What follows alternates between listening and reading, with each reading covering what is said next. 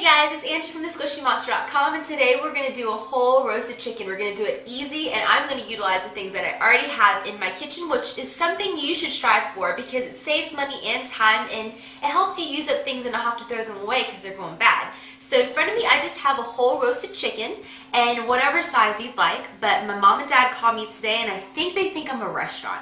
So they wanted this, and they requested this, and this is what I'm making. So I have some chicken that I set out at room temperature before I'm going to handle it, 30 to 45 minutes before, just so it comes to room temperature and it doesn't get shocked in the oven, and so it's sitting there like, whoa, it's really hot, coming from like a cold place into a hot place.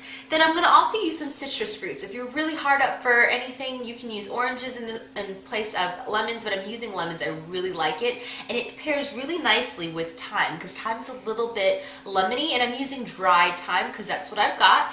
And I love perusing through the clearance racks and getting, I found this thyme, for example, right when it was about to go bad, but it wasn't bad yet, and it was like 75% off. I took it home and I hung it upside down, and I made my own dried thyme instead of having to dish out $5 or $6, which is a total rip-off for, the pre-dried stuff. And rule of thumb here, you want to use 1 teaspoon per 1 tablespoon of fresh.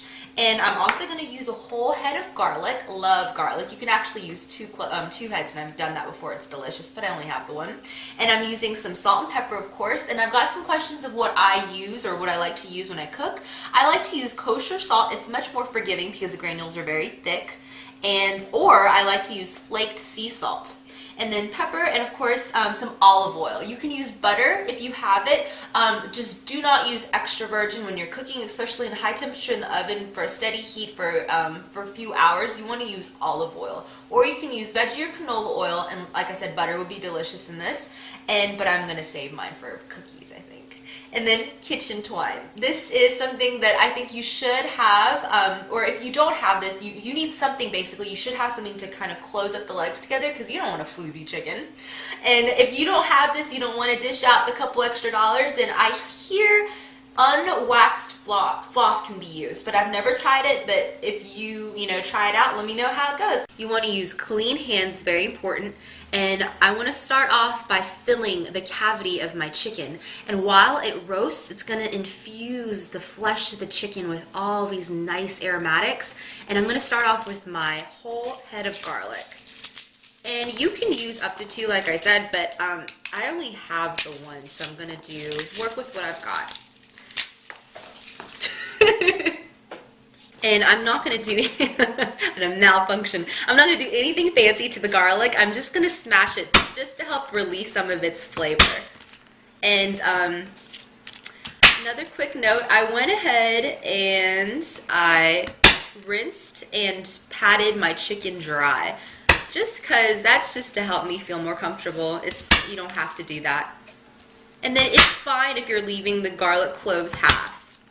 After my garlic cloves, I want to go and cut up my lemon. I'm going to probably quarter them. And I'm going to stuff the cavity with the lemon as well. And then some of the thyme, some salt, and I'm going to go in there, which is so important why you want your hands to be clean. You want to go in there and massage the inside and all around with that salt. You want to flavor it inside and out of this chicken so it's really nice and flavorful. You want to take your olive oil and generously drizzle the top with your oil.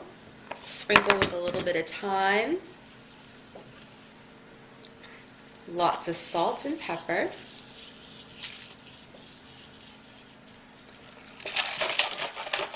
And go in there with clean hands again. Make sure you're using clean hands and just massage your bird. This is going to ensure a really nice and succulent and juicy meat. And again, super important, you took that extra step to keep it out and come to room temperature before you're putting it in the oven. Then when it comes out of that searing hot oven, you want your bird to rest. So these are all very, very imperative steps to ensure that you have a really nice and moist roast chicken. Then you want to slide it towards you and put your fingers, and if you've got long nails like me, you want to be very careful because you don't want to puncture the skin. And go in there because you've got all that nice seasoning on your hands. You want to go inside of the skin where the breast is kind of. You want to go in there as deep as you can and massage that flesh. Just a quick few side notes. I'm going to actually just tie the legs together. But you want to make sure you roast your chicken on an elevated surface. I'm going to go ahead and put mine on a grilling rack of sorts, or a roasting rack. But you can make a bed of sorts with just some sliced onions, so put a bed of onions on the bottom and just keep your chicken elevated that way. And another quick note about the thyme. The dried herbs, if you rub your finger through it, it'll help release a lot of its essential oils. And I'm using dried here because it's going to be in the oven at such a high temperature for such a long period of time. It'll help steep it. The fresh ones will kind of like wilt and get mushy or burn. These will get nice and moist and release all of its flavor. I'm going to snip just a little bit of the kitchen twine. Note to self, get some very sharp scissors. And go underneath, and nothing fancy. I'm sure there are technical ways to do this, but I'm going to do it just this way. It always works for me. And just tie it just like so, just to contain a lot of the aromatics, the garlic, the lemon, and everything like that. And my chicken's gonna go in the oven, and I'll show you what it looks like when it comes out. Over here I just have my chicken tented just loosely with some tin foil, and this is to ensure all of the juices redistribute within the bird, and that when you carve into it, doesn't come out on your plate, it's inside of the chicken. Back here I have the drippings from the chicken when it was roasting. And I did not baste it, I just kind of put it into the oven and just set it and forget it. Sprinkle in just a little bit of flour, and I'm going to whisk it in just to cook off that raw flour taste. To this I want to add in just whatever wine you have just to deglaze the pan, and keep whisking.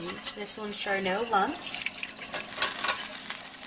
When it's nice and silky smooth like that, I just want to finish off just a little smudge of butter, so it melts and gives it like a nice glossy sheen to it.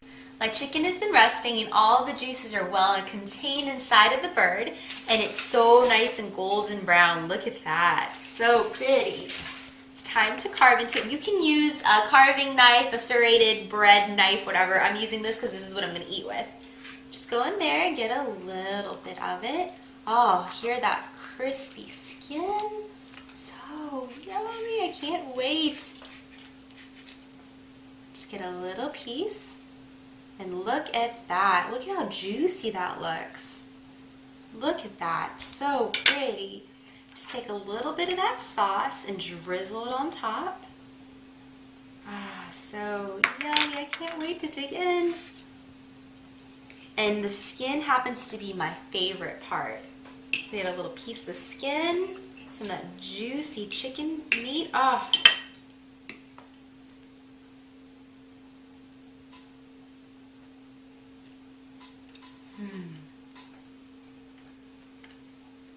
That is like butter.